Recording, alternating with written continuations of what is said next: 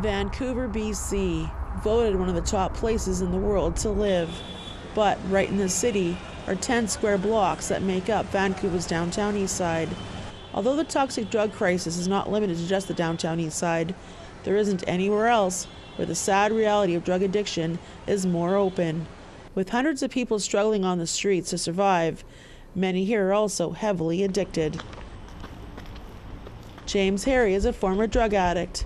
7 years ago, he, alongside his wife Janet, decided to get clean and change their lives for good.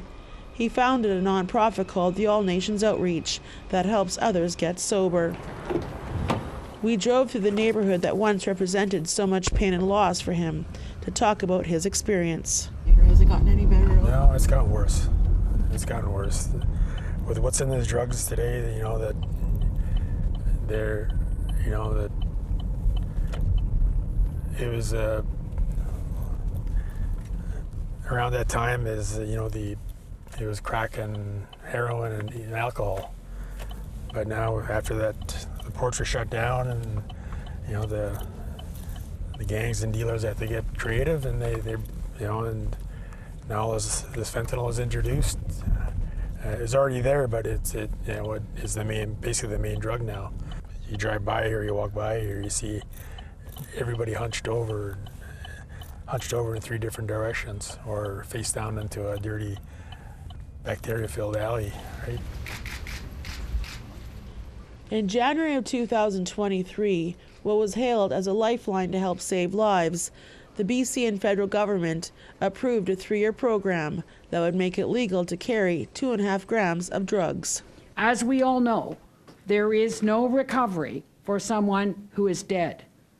Last May, I announced that our government had approved an exemption request from the province of British Columbia so that adults 18 years and over in the province found in the personal possession of up to 2.5 grams of certain illegal drugs for personal use would not be arrested, criminally charged, or have their drugs seized.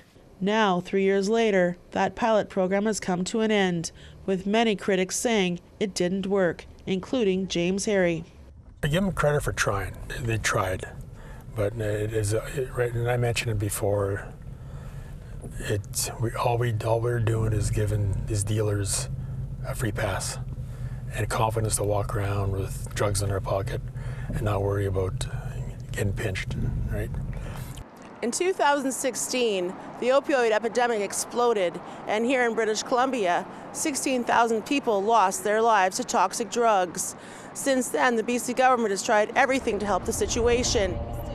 We sat down with BC Health Minister Josie Osborne to talk about the provincial government's plans on what they're doing next on the war on drugs. Not one person is not touched by this crisis, and that's why we must continue to take an all-hands-on-deck approach, using all the tools and options that we have to build out a complete and comprehensive system of care that addresses everything from social determinants of health that impact reasons why people struggle with mental health and substance use, early interventions, prevention, treatment and recovery, and supporting people through recovery with aftercare and what they need, because for so many people this is a lifelong journey.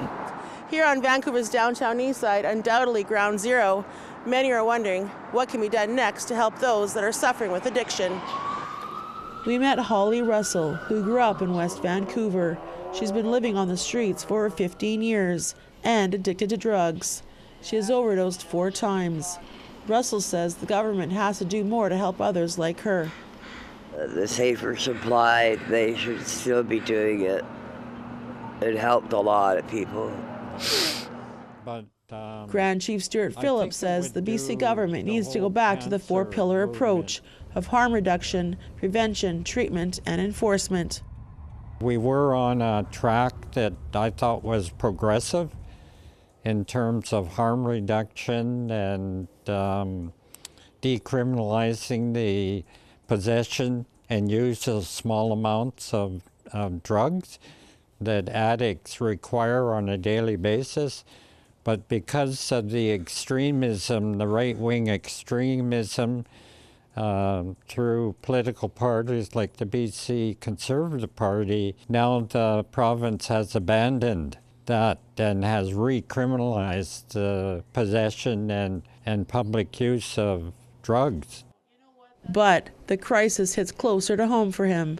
7 years ago, his oldest son Kenny, who was sober for a long time, decided to use one more time, not knowing that he took a fatal dose of carfentanil. He died instantly. And he was gone before he hit the floor. So I have other members. One of my nieces was murdered in a drug war in the Okanagan. One of my nephews overdosed. So it's taking a huge number of our family members. And I would like to remind people that this is not simply an issue for governments or for policing. We all carry a responsibility to do what we can to support the people that carry an addiction. The BC government says they are now focused on building more treatment centers to try and stop this crisis from taking more lives. Tina House, APTN National News, Vancouver.